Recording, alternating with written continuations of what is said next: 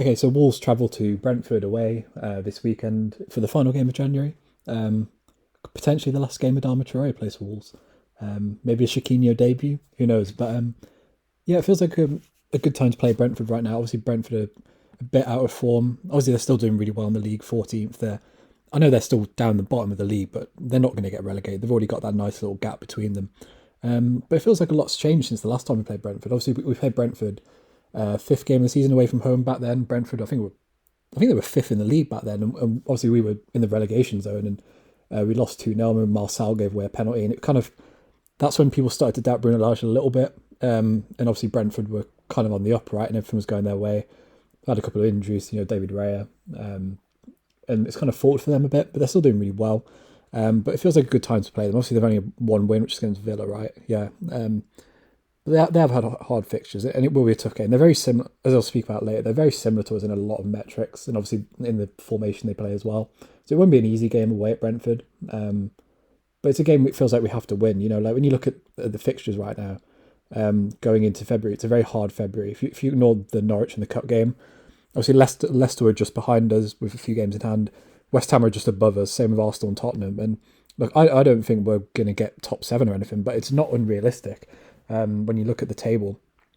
And it's something we might as well aim for. We're only a point behind Man United, we're only a few points behind Tottenham. So it's worth going for. And if we win this game, it gives us a nice sort of 6 point gap on Brighton, who are the team below us, because then we'll have matched the amount of games they've played. And it feels like a good opportunity because if we can get through these fixtures with, let's say, like 6 points, then you go into a very easy March and you can go on a nice run towards the end of the season. In terms of the game lineup, I'll go for this game. Obviously, Chiquinho could play. Who knows? Probably won't. I don't think Adama will play just because it looks like he'll go Tottenham, let's be honest. Those rumours aren't slowing down. They would have gone away by now. I know Bruno Lage said he expects him to stay, but that means nothing. So I'd start Trincao. I thought Trincao had one of his better games at last weekend. I thought he was really good, defended well. Whether you like Trincao or not, he suits the system, and he's a good possession player.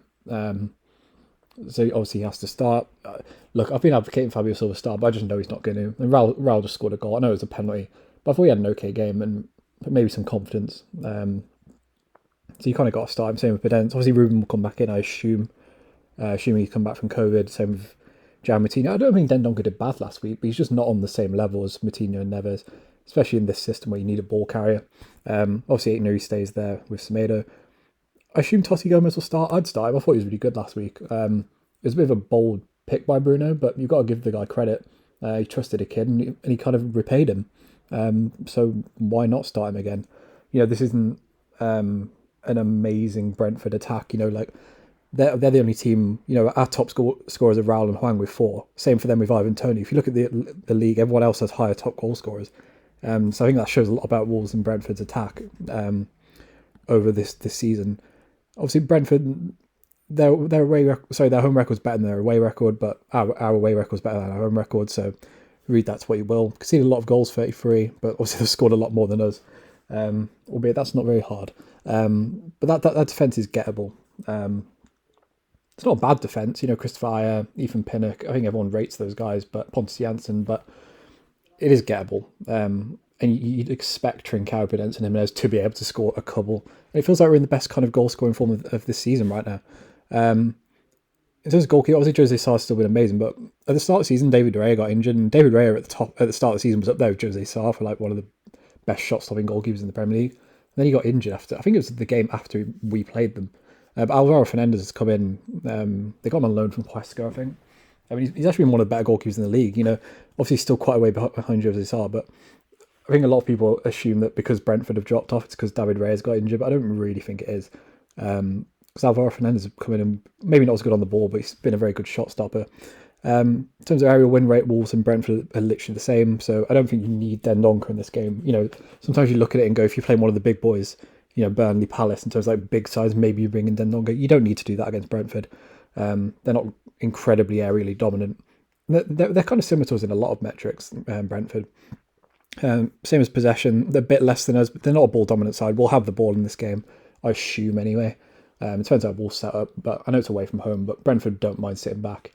They're kind of similar to us really when we first got promoted, when we switched that midfield free. Halfway through the season when Dendoncker came in, it was just hitting on the break with Jota and Jimenez. It kind of feels very similar to that with Mbeumo and Tony. Obviously, Tony's not as prolific as Jimenez was, but he's a good facilitator. So I'd assume we'll have a decent amount of the ball. In terms of pressing, again, Brentford have dropped off a bit in this. Like I remember when we played Brentford last time, they were really high up in the pressure metrics. It's probably just because they'd just come up and there's a lot of excitement or whatever. Don't know, they're still good. I think they're sixth in the league, but they're kind of on a similar level to us. So I don't think it'll be like last time out where they just pressed us off the park and we couldn't handle it. I hope it's not anyway, because that last game against Brentford was awful. Again, in terms of shots, obviously we're still second bottom, which is hilarious. But Brentford they've only had 16 more shots than us. So again, I don't think this is going to be an incredibly fun game to watch. Like I think the Southampton game kind of profiled like it would be a fun game. Southampton always are. This Brentford, I don't think it's going to be fun necessarily. Neither team have loads of shots. Although they do handle dribblers pretty well. Like the one good thing about this Wolves squad is not everyone in it, but most of the players in it are good dribblers. But in terms of defending against dribblers, Brentford are pretty good. Or they're okay anyway. But yeah, so look, Brentford, obviously they're decent. But this is a winnable game. They're quite similar to us, but ultimately we have more quality. We have more experience in this league.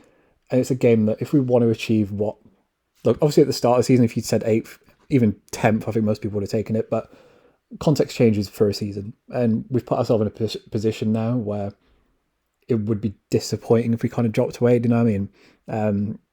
So it feels like a winnable game. A lot of the things about Brentford, we match up with them. If we play our game, if Bruno picks the right side, this should be not an easy win, but we should win this game. And I think we will. I think we'll win 1 or 2-0. I don't think it'll be a fun game, but I back us to win and probably not concede because it feels like the only way we concede right now from set pieces. And Brentford aren't that big in the air anyway, so it shouldn't be too much of a threat. So yeah, if you enjoyed the video, subscribe to the channel, like the video, and yeah, peace.